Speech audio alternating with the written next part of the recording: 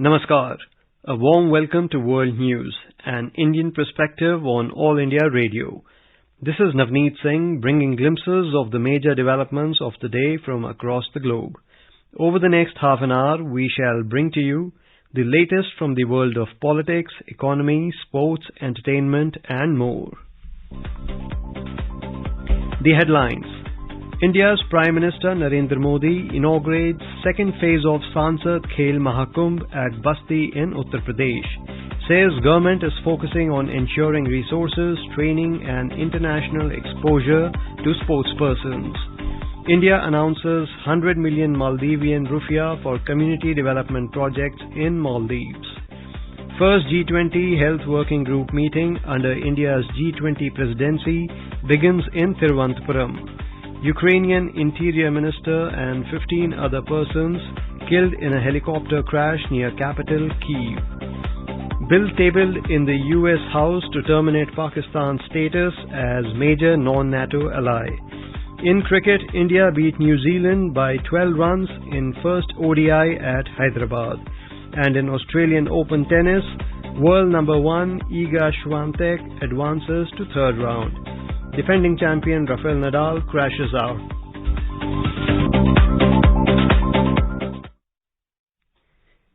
India's Prime Minister Narendra Modi has said that India is making new records in the field of sports and its performance is being discussed across the world.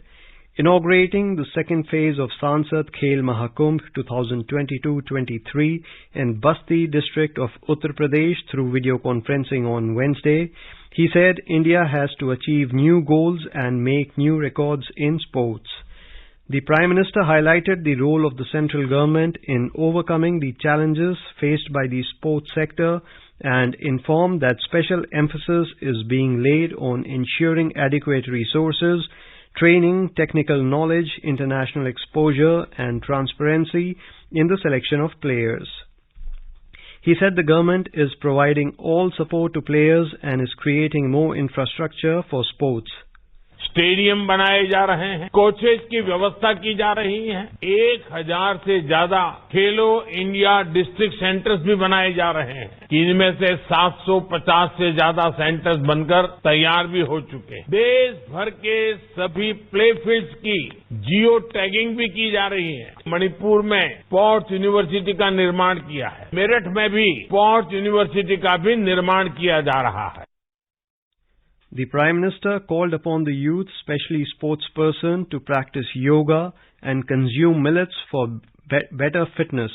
Mr. Modi said that events like MP Khel Mahakumbh will give new direction to players in the country. Nearly 200 MPs are organizing Khel Mahakumbh, which will benefit the youth. Sansad Khel Mahakumbh 2022-23 is being organized in two phases. The first phase was organized from 10th to 16th December 2022 and the second phase began on Wednesday. It will continue till 28th of this month. Under the Khel Mahakumbh, diverse competitions are being organized in both indoor and outdoor sports. External Affairs Minister Dr. S. Jaishankar held discussions with his Maldivian counterpart Abdullah Shahid in Manadu on strengthening India-Maldives cooperation and took stock of ongoing development projects financed by India in Maldives on Wednesday. He said the MOUs and agreements are a reaffirmation of a strong developmental partnership between the two countries. He expressed happiness on witnessing an MOU between Maldivian National University and Kochi University of Science and Technology. The minister said India has handed over 2 sea ambulances to help the Maldives National Defence Forces MNDF. He also said India has completed 23 out of 45 impactful community development projects. Dr. Jaishankar announced an additional grant of 100 million Maldivian rupiah for more such community development projects. Dr. Jaishankar and his Maldivian counterpart also reviewed several other ongoing projects which included Greater Malé Connectivity Project and construction of 4,000 social housing units. Dr. Jaishankar said India and Maldives are strong partners in the region to ensure peace and security. Dr. Jaishankar reached Manadu on Wednesday as part of his 3-day visit to Maldives and Sri Lanka. More from our Colombo correspondent. The visit of Dr. S. Jaishankar to Maldives and Sri Lanka has been viewed in an upbeat mood in both Indian Ocean region countries. The External Affairs Minister underlined the strong partnership India has with Maldives and said that the two countries together have a responsibility for peace and security in the region. Dr. Jaishankar reviewed India-backed projects which he said will transform the economic landscape of the archipelago nation. MOUs for an additional grant of 100 million rupees, sports complex and capacity building between Maldivian and Kochi universities were termed as a reaffirmation of a strong developmental partnership between the two countries. Meanwhile, the Maldivian Minister Abdullah Shahid expressed gratitude to Indian government for the constant support and for India's commitment to socio-economic development of Maldives. In a short while from now, Dr. Jaishankar will participate in the groundbreaking ceremony of the Hanimado International Airport Development Project, under which a brand new terminal to cater to 1.3 million passengers per year and a 2,460-meter runway would be developed at a total cost of $136 million. For AIR News, Ahmed Moin Farooqi from Colombo. The first G20 Health Working Group meeting under India's G20 presidency began on Wednesday at Thiruvananthapuram in Kerala. Union Minister of State for Health and Family Welfare, Dr. Bharati Praveen Pawar, inaugurated the 3-day event. Speaking on the occasion, she said the pandemic policy must be a defining part of our health policy, as any health crisis leads to an economic crisis due to the multi-sectoral nature of interconnected world. She emphasized on the need for strengthening and empowering communities to become resilient to future health emergencies. Dr. Pawar said that learnings must form the agenda of our preparedness and response together, as COVID-19 will not be the last pandemic. In his keynote address, Union Minister of State for External Affairs V. Muralidharan highlighted India's strong culture of medical practices and innovation. The 3-day meeting will focus on thematic discussions on 3 main priorities: health emergencies prevention, preparedness and response, strengthening cooperation in the pharmaceutical sector, and digital health innovations to aid universal health coverage. Health Minister Dr. Mansukh Mandavia has said that India is committed to promoting Indian life sciences as a globally competitive sector to ensure the availability of drugs and medical devices in domestic and global markets affordably. Addressing the roundtable discussion on opportunities in R&D and innovation in life sciences at the World Economic Forum in Davos on Wednesday, the minister said India is taking concerted and coordinated efforts on research and development and innovation in the pharma medtech sector to indigenously develop cutting-edge products and technologies. The minister added that the government is promoting an enabling ecosystem for innovation in the pharma medtech sector to become a leader in drug discovery and innovative medical devices. He also said that a large share of global market of $6.65 trillion in the life sciences sector lies in innovation-based products. The minister added that promoting drugs and innovation will unlock this value and also enhance the industry's contribution to the Indian economy of an additional $10 to $12 billion in exports every year. Dr. Mandavia said India is taking concerted and coordinated efforts on R&D and innovation in the pharma medtech sector to indigenously develop cutting-edge products and technologies. The Union Health Minister urged the pharma medtech sector to move out of their comfort zone and adopt innovation as a driving feature of their business strategies. He stated that India is now poised to enter the global arena and move from high volume to high value products.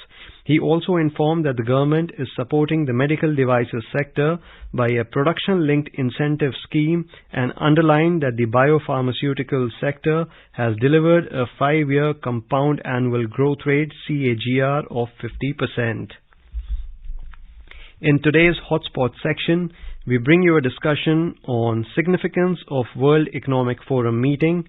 In conversation are Anil Wadhwa, former ambassador and moderator Rajesh Lake, AIR correspondent.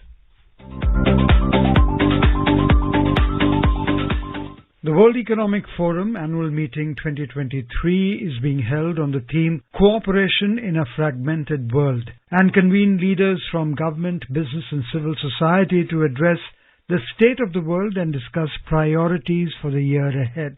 The annual meeting provides a platform to engage in constructive, forward-looking dialogues and help find solutions through public-private cooperation. Mr. Wadhwa, what are your expectations given this background from the World Economic Forum 2023? So the World Economic Forum in 2023, as the topic of this meeting suggests, is about cooperation in a world which is at loggerheads with each other, and we have to ensure that in this situation, solutions are found to the most pressing problems that the world faces. Now, which are these problems? If we look around, we can see that the main issue is how does business prepare for the economic turbulence that is supposed to come around in 2023. And obviously, issues of food security, climate change, mental health and education, they are all on the top of the agenda. All of these affect business. And how does business try and remove trade barriers, especially in the developing world, so that, we can have stimulus for collective act? There are particular problems that the world faces with regard to transition of technology, because new technologies are emerging very rapidly on the scene. And how does the developing world in particular prepare for this transition so that it's not left behind, and that the new technologies which come around have enough implementers, or in other words, how is the education system revamped to make sure that it produces enough trained workforce to prepare for this transition, and also how it prepares the developing world so that it can go along with the rest of the world and keep up with what's happening in this transition. Mr. Wadhwa, the meeting is going to be the largest in its history, which might surprise the many skeptics who have written about the end of globalization. Do you interpret this to mean that leaders around the world recognize that globalization needs reimagining, not junking? I think I completely agree with that sentiment, because globalization is not something that can be done away with. It's there to stay. Of course, you will have, tinkering in the system, in the sense that one trend, for example, which has clearly emerged, is that countries are now trying to friendshore the economy, where we had supply chains located in far-flung areas of the world because of economics. Of course, the supply chains will come down in countries which are seen as adversaries. So you will have countries looking for friendly governments and states who they feel they can trust. The second issue is that supply chains will tend to get shorter. So even if the costs are a little bit higher, they would be redesigned in such a manner that countries do not find themselves totally isolated in a spot when there is conflict which comes around with a country which they see as a potential adversary. So that's one trend which will emerge. But secondly, we also have to look at what happens in the multilateral trading system. And that is led in particular by the WTO, where enormous amounts of reforms are needed in the system. And that is why countries have this feeling that the globalization era is in difficulty. But if you bring about reform in the world trading system and you bring down trade barriers, then of course this problem will receive a solution. Most importantly, it is the developed world which has to take the lead in this, because the developing countries already don't have much of a voice in the current day world trading system. And in order for them to have a voice, because the developed world must realize that unless they take the others along, they will be facing much more crises going forward. So the world has become so interconnected nowadays that it is not possible any longer not to have a world system which at least works in some form. So, in support of what you said, two factors come to my mind. One, that no region is an island. Every regional economy depends on the others for vital goods and services, hence globalization. In fact, there's a report by McKinsey which says that the economic ties that bind us are strong and may be impossible to unwind. And secondly, today's biggest challenges don't respect borders.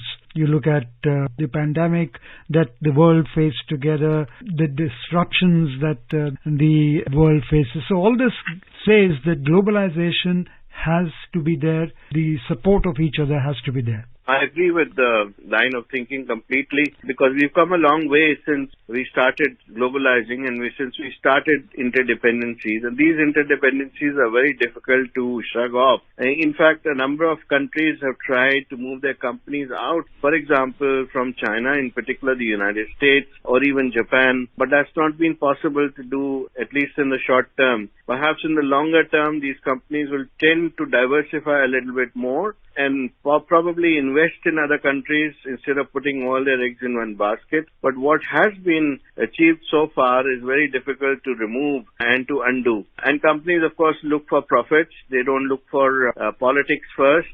So given that premise, I think we will live in an era of at least a certain amount of globalized world in the near future. I don't see how a fragmented world is going to help in further development. In fact, the more fragmented the world becomes, the worse is going to be the economic situation all around the world. So cooperation in a fragmented world, the theme that World Economic Forum has, it needs to have, Mr. Wadhwa, resilience, building new muscles for tomorrow. Now, global disruptions isn't slowing down in every arena, as you very rightly pointed out, from geopolitics to food and energy. Business as usual is proving to be inadequate. What is your take on this, that resilience is extremely important to build new muscles for tomorrow?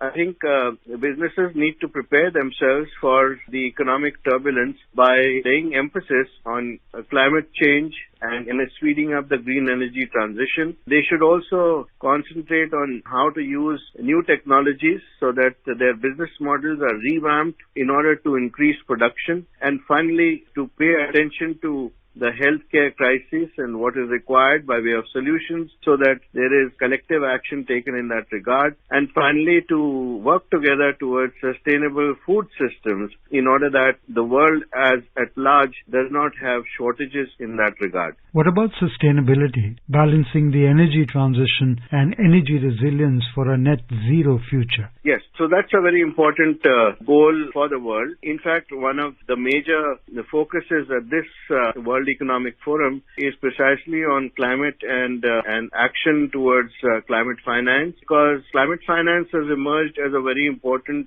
subject for the developing economies. They don't find themselves in a position to carry out much action in this field unless they get support for this. And so the models that have evolved so far are not considered to be adequate in that regard. So what can the world do to help the countries who are in this situation, who are already reeling from high prices and inflation, and they are also being affected by high energy prices which have resulted from the ongoing Ukraine conflict. So this is the main issue that will be discussed in that particular segment of the World Economic Forum. But there's definitely sustainability is a very important subject at this WEF. Mr. Wadhwa, we live in a very highly interconnected world. No region is close to being self-sufficient, and about, if I'm not wrong, 40% of global trade is highly concentrated, with just a few nations supplying all the others with some vital products. So do you think we need to reimagine globalization, wherein the diversification rather than decoupling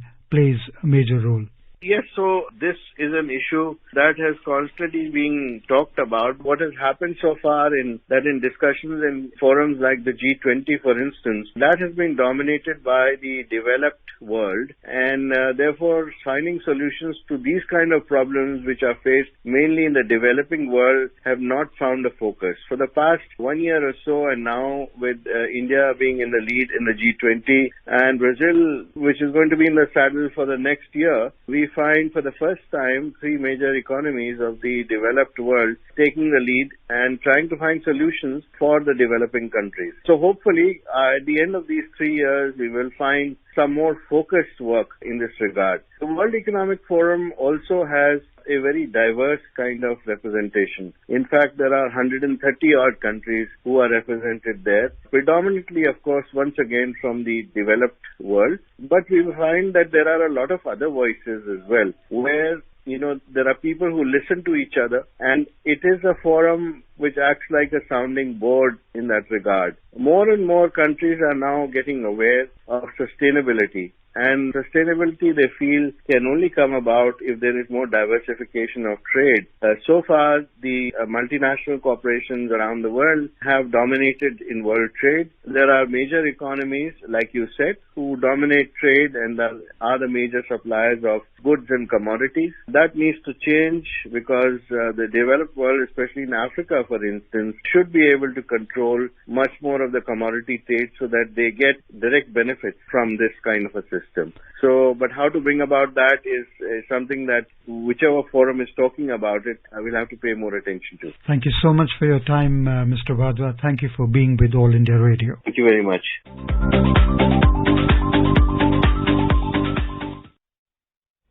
This is All India Radio, giving you the world news. Ukrainian Interior Minister Denis Monastyrsky is among 16 persons who were killed in a helicopter crash on Wednesday near a kindergarten outside the capital, Kyiv. Several top officials of the Interior Ministry also died in the crash. There are no details about the cause of the crash. Officials said that at the time of the crash, children and employees were in the kindergarten. Nepal Prime Minister Pushpa Kamal Dahal on Wednesday expanded the cabinet, inducting 15 more ministers from partners of the 7-party alliance. The expanded cabinet has 23 ministers, including 4 deputy prime ministers and 3 ministers of state. Dahal inducted one more deputy prime minister, Rajendra Lingden, from the right-wing Rashtriya Prajatantra Party. Alongside deputy prime ministership, Rajendra Lingden also holds the energy, water resources and irrigation portfolios. Minister for Finance Bishnu Paudel, Minister for Physical Infrastructure and Transport Narayan Kaji Shrestha, and Minister for Home Affairs Rabi Limachane are the other deputy prime ministers in the Dahal administration.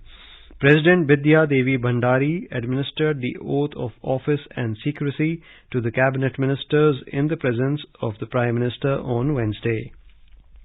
All the ministers who took the oath of office and secrecy assumed their office on Wednesday. 6 of the ministers are from the CPN-MC, including the Prime Minister. 8 are from UML, 4 from the Rashtriya Swatantrata Party, 4 are from Rashtriya Prajatantra Party, and 1 is from the Janamat Party. In Vietnam, President Nguyen Xuan Phuc has announced his resignation amid the ongoing anti-corruption drive. The anti-corruption drive has led to several ministers being fired in Vietnam. Earlier, 2 deputy prime ministers who served under President Phuc had quit. Phuc, a former prime minister, held the post of president since 2021. The 69-year-old had served as Prime Minister of Vietnam from 2016 until April 2021, when he was elected president. The president's resignation requires approval from the National Assembly, which will hold an extraordinary vote on Wednesday, but it is expected to be a mere formality. A U.S. lawmaker has introduced a bill in the U.S. House of Representatives that seeks to terminate Pakistan's designation as a major non-NATO ally and require annual certification from the President with certain conditions from Islamabad to be given such a designation.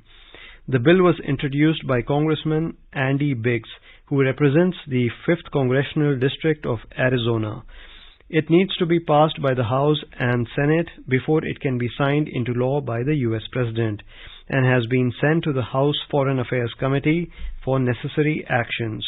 The bill asks the US President to issue a certification that Pakistan has shown progress in arresting and prosecuting Haqqani Network senior leaders and mid-level operatives and has taken steps to demonstrate its commitment to prevent the Haqqani Network from using any Pakistani territory as a safe haven.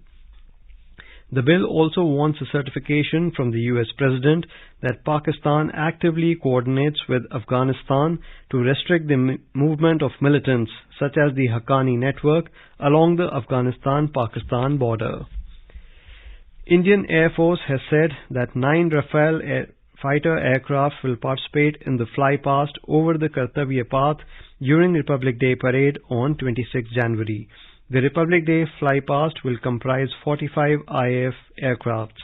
In a media briefing in New Delhi on Wednesday, officials of IAF said the marching contingent of Indian Air Force will consist of 4 officers and 144 air warriors. The contingent will be led by Squadron Leader Sindhu Reddy. The theme of the IAF tableau is Indian Air Force, Power Beyond Boundaries, Indian Air Force. Officers of the marching contingent of IAF said that they are very excited to be part of the Republic Day marching contingent. India's Education Minister Dharmendra Pradhan met a delegation of Nanyang Technological University, Singapore, led by First Secretary, Singapore High Commission Amanda Quick, on Wednesday. During the meeting, they discussed strengthening cooperation in the education sector with a focus on democratizing innovation, driving entrepreneurship and creating opportunities for the youth. In men's cricket, India won by 12 runs against New Zealand in the thrilling first ODI of the 3-match series at the Rajiv Gandhi International Cricket Stadium in Hyderabad. Chasing the target of 350 runs, New Zealand were all out for 337 in 49.2 overs. Michael Bracewell made a significant 140 in 78 balls. For India, Mohammad Siraj took 4 wickets. Earlier opting to bat first, India made 349 for the loss of 8 wickets. Shubman Gill became the youngest ever to score a ODI double century. He made 208 of 149 deliveries. The 23-year-old became the 5th Indian Sachin Tendulkar, Virendra Sehwag, Rohit Sharma and Ishan Kishan to score double hundreds for India in one-dayers. Gill also became the fastest Indian to score 1,000 ODIs during the game. While captain Rohit Sharma made 34, Surya Kumar Yadav scored 21. The second ODI will be played at Raipur on Saturday. In tennis, world number 1 Iga Swiatek has advanced to the 3rd round of women's singles in Australian Open. The reigning French Open and US Open champion defeated Camila Osoro of Colombia 6-2, 6-3 in the second round in Melbourne on Wednesday. Third-seeded Jessica Pegula also progressed to 3rd round, beating Alexandria Stankovic 6-2, 7-6. In men's single, defending champion Rafael Nadal also crashed out of the tournament on Wednesday after suffering another injury issue.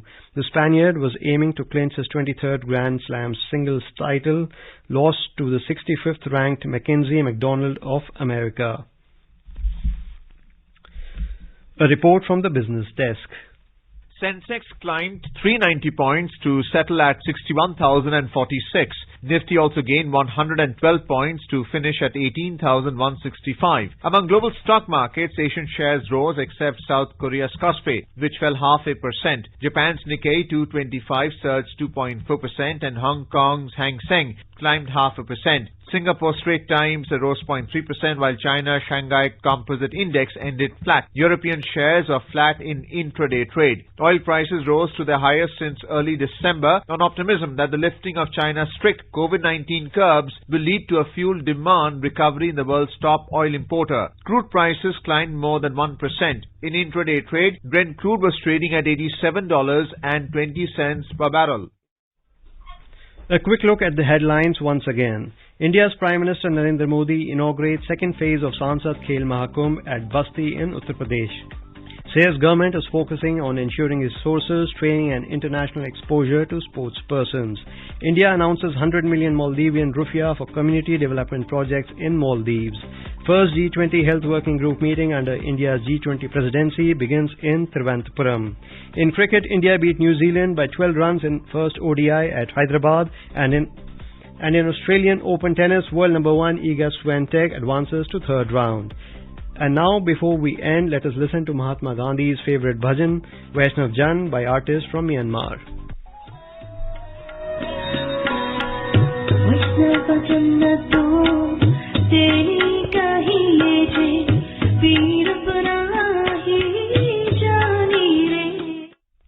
And with that, we end this bulletin. We'll be back at the same time tomorrow with the next edition of World News.